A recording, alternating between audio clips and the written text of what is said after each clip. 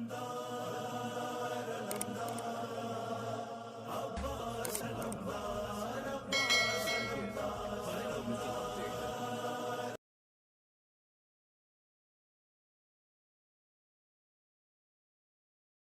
اس نے کہا کہ دیکھتا ہوں اس کی سخاوت کا سمندر کیسا ہے، سخی کیسا ہے۔ تو ایک مرتبہ دیکھا کہ خیبر سے واپسی ہے، ساتھ میں کمبر ہے، اونٹوں کی ایک بڑی سی قطار ہے اور ہاتھ میں کمبر کے اس قطار کی ڈور ہے۔ اب ایک قریب آیا، اندھا تھا، آگے کہنے لگا یا علی مجھے روٹی دے دیجئے۔ علی کے در کا تو اصول ہے نا کہ سائل کا سوال پورا ہونے سے پہلے اسے اس کا جواب مل جانا چاہیے ہے، اسے اس کی مانگی ہوئی چیز مل جانی چاہیے ہے۔ علی نے کمبر سے کہا کمبر جاؤ اسے روٹی دے دو۔ اب کمبر نے کہا کہ مولا روٹی تو توشے میں ہے۔ مولا نے بھی کہا کہ کمبر توشے سمیت دے دو۔ کمبر نے کہا مولا توشہ تو اونٹ پہ ہے۔ کہا کمبر اونٹ سمیت دے دو۔ کہا مولا توشہ تو قطار میں ہے۔ کہا قطار میں ہے تو ایک قطار سمیت دے دو۔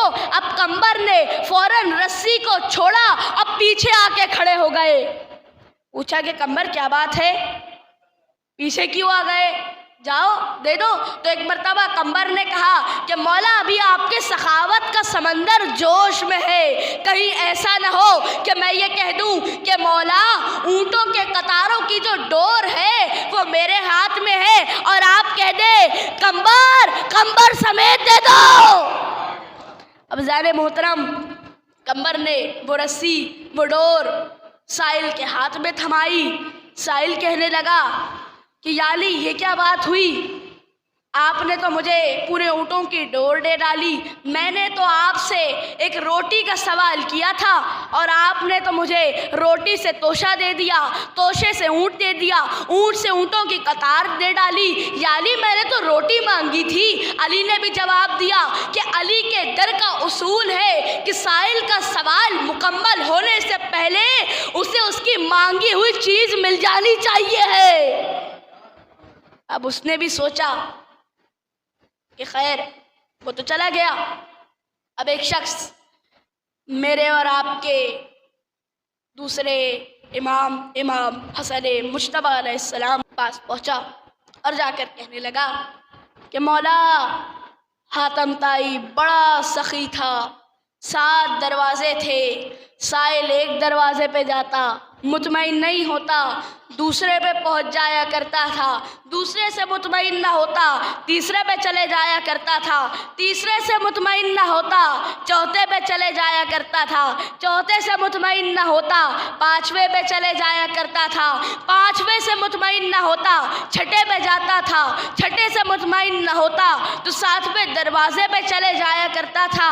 اب ایک مرتبہ حسن مسکرا کر سنتے رہے۔ اب سرکار آج کے دور کا تو یہ دستور ہے کہ ایک مرتبہ کوئی غریب آ کے پہلی بار مانگ لیتا ہے تو دے دیتا ہے، دوسری بار مانگتا ہے تو برا لگتا ہے دے دیتا ہے، تیسری بار مانگتا ہے پھر دے دیتا ہے، چوتھی بار مانگتا ہے تو غلام سے کہتا ہے کہ جاؤ جا کر کہہ دو مالک گھر پہ نہیں ہے، جاؤ جا کر کہہ دو مالک گھر پہ نہیں ہے۔ 5ویں بار آتا ہے پھر مجھے بھگاتا ہے، خود آ کے بھگا دیتا ہے، 6ٹھی بار آتا ہے تو پھر خود آتا ہے مارتا ہے اور بھگا دیتا ہے، اور اگر 7ویں بار مانگے تو وہ تو اب دستور ہے نا 7ویں بار مانگیں گے تو یا تو گھر بدل لے گا یا FIR کٹوا دے گا۔ اب حسن اس کی بات تو سنتے رہے اور سننے کے بعد کہا کہ تو یہ تو بتا کہ تو حاتم کی شکایت کرنے آیا ہے یا حاتم کی سخاوت بیان کرنے آیا ہے؟ اب اس شخص نے بھی پوچھا کہ مولا یہ کیسی بات کر رہے ہیں، حاتم طائی تو بڑا سخی تھا۔ تو حسن مجتبیٰ نے بھی، اس حسن مجتبیٰ نے جو علی کے علم کا بھی وارث ہے، حلم کا بھی وارث ہے، علی کی شجاعتوں کا بھی وارث ہے، علی کے معجزے کا بھی وارث ہے، علی کے نور کا بھی وارث ہے، اسی حسن مجتبیٰ نے جواب دیا کہ سن حاتم طائی اگر بڑا سخی تھا تو ایک ہی در سے اتنا کیوں نہیں دے دیتا تھا کہ سائل کو باقی کے 6 دروں پہ جانے کی ضرورت پڑتی تھی۔ سرکار اس نے کہا کہ اب تک تو یہ میرے لیے کرتا آیا ہے، اب دیکھتا ہوں یہ اپنے لیے کیا کر لیتا ہے۔ یونان سے ایک طبیب کہہ لیں یا اسے نجومی کہہ لیں آپ، خیر، وہ آیا، مدینے پہنچا، اس کی نظر علی پہ پڑی۔ اب علی کو دیکھ کے کہنے لگا کہ ارے یہ کیا، آپ رات کو بہت جاگتے ہیں، کیونکہ جب آپ رات کو بہت جاگتے ہیں تو آپ کی جو آنکھیں ہوا کرتی ہیں، آپ کی وہ آنکھیں سرخ پڑ جاتی ہیں، الگ سے پتہ چلتا ہے کہ یہ شخص پوری رات جاگا کرتا ہے۔ کہا ہاں میں رات کو جاگتا ہوں۔ پھر کہا کہ ارے آپ کا چہرہ تو زرد پڑ چکا ہے، آپ تو مرنے والے ہیں۔ علی سے کہہ رہا ہے، کہنے لگا آپ کی ٹانگیں بہت پتلی ہیں، بڑی کمزور ہے، وزن نہ اٹھائیے گا۔ اس علی سے کہہ رہا ہے کہ جس نے انگشت کے ناخن کو، جو انگشت کی پشت پہ اگا ہوا تھا، اسی ناخن سے خیبر کا اتنا بڑا در اکھاڑ ڈالا تھا، اسی علی کو کہہ رہا ہے کہ یا علی آپ وزن نہ اٹھائیے گا۔ خیر، علی نے سنا۔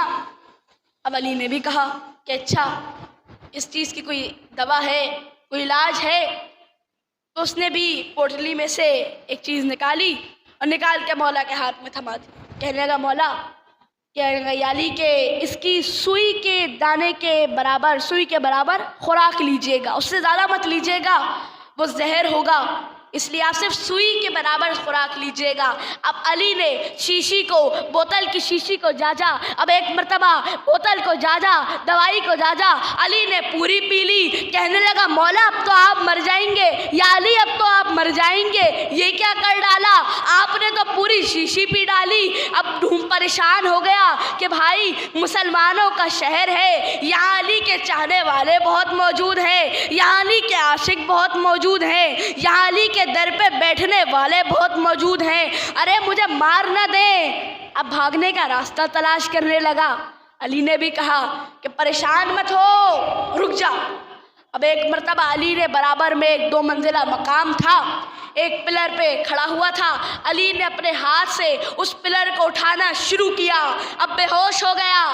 علی نے ٹھوکر مار کے اسے اٹھایا، زمین پہ رکھ دیا تھا پلر کو، ٹھوکر مار کے اٹھایا، پوچھا کیا ہوا؟ کہنے لگا مولا کہیں وہ، یا علی کہیں وہ مکان گر تو نہیں گیا؟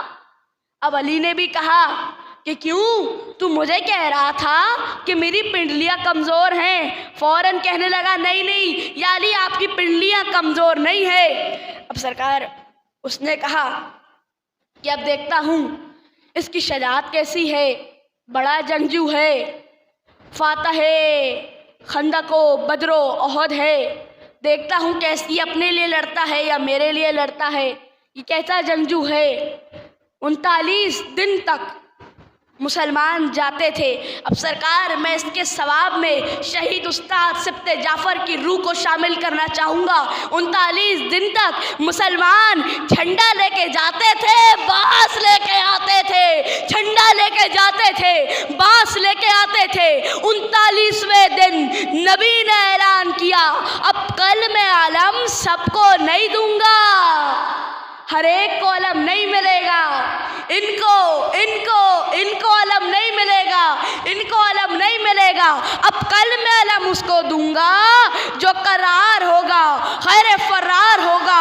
اللہ نے اس کے ہاتھوں میں فتح لکھی ہوگی، اللہ اور اس کا حبیب، اللہ اور اس کا نبی اسے اپنا دوست رکھتے ہوں گے۔ اب ایک مرتبہ ساری رات مسلمان جاگتے رہے، جانتے تھے کہ ہمارے ہاتھ میں اللہ نے فتح نہیں لکھی، ہم اللہ کے اور اس کے نبی کے اور اس کے نبی کے اس کے حبیب کے دوست نہیں ہیں، لیکن پھر بھی جاگتے رہے۔ ایک صاحب تو یہ بھی بتاتے ہیں کہ مجھے ساری عمر کبھی بھی علم پانے کی خواہش نہ ہوئی، لیکن اس رات اتنی خواہش ہوئی کہ میں نبی کے خیمے میں پہنچ گیا۔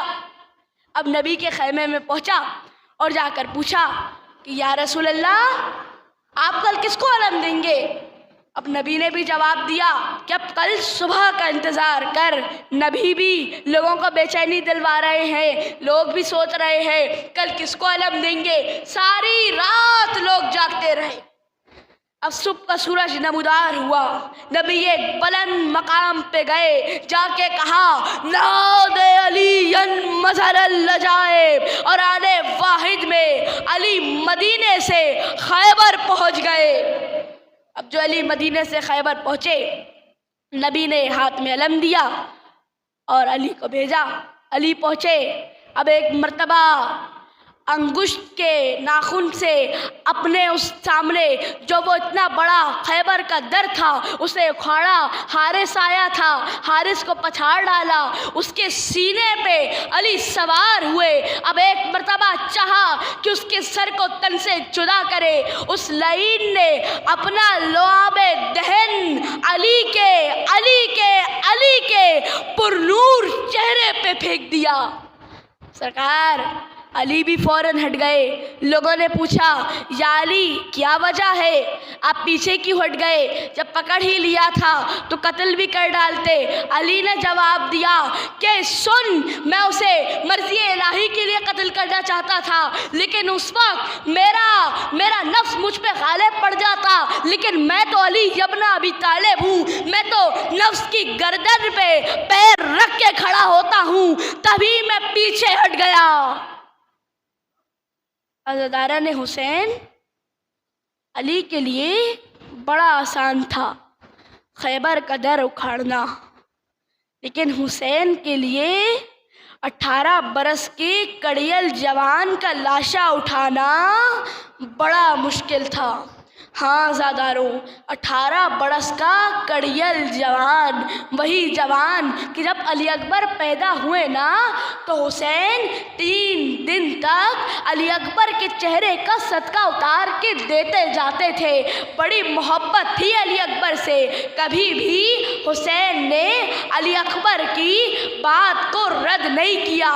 بس عزاداروں، میں نے مصائب تمام کر دیے۔ علی اکبر بار بار اجازت مانگنے جاتے تھے، حسین اجازت نہ دیتے تھے، کہتے تھے اکبر تمہیں معلوم بھی ہے کیا